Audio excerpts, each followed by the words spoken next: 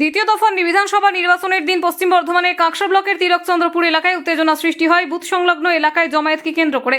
অভিযোগ, ভোট কেন্দ্রের নির্ধারিত 100 মিটারের মধ্যে রাজনৈতিক দলগুলির কর্মী সমর্থকদের ভিড় জমেছিল এবং সেখানে অস্থায়ীভাবে দলীয় বুথও গড়ে তোলা হয়েছিল। নির্বাচন কমিশনের নির্দেশিকা অনুযায়ী বুথে নির্দিষ্ট দূরত্বের মধ্যে এই ধরনের উপস্থিতি সম্পূর্ণ নিষিদ্ধ। বিষয়টি নজরে আসতে দ্রুত ঘটনাস্থলে পৌঁছে যায় কেন্দ্রীয় বাহিনী। তারা পরিস্থিতি খতিয়ে দেখে প্রয়োজনীয় ব্যবস্থা নেয়।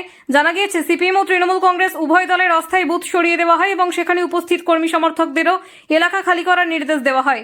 কিছুক্ষণের জন্য এলাকায় চাঞ্চল্যের পরিবেশ তৈরি হলেও বড় ধরনের কোনো সংঘর্ষের ঘটনা ঘটেনি। বাহিনীর তৎপরতায় পরিস্থিতি দ্রুত নিয়ন্ত্রণে আসে।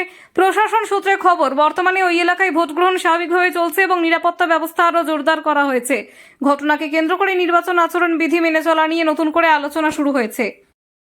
ছিল আপনারা নিজেরা সবার কাছে খোঁজ দিন না, অন্যান্য যারা বুথে যারা আছে।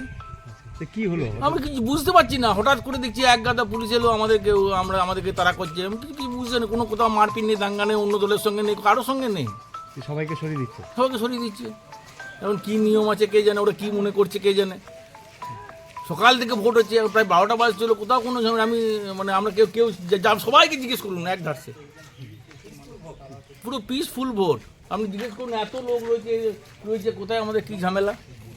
পুরো লাঠিচার্জ করেছে, পুরো লাঠিচার্জ করছে, তারা করছে আমাদেরকে। আমরা এখানে বসে আমরা কি কিসের অন্যায় করছি, এটা কী রকম সিস্টেম আমি বুঝতে পারছি না।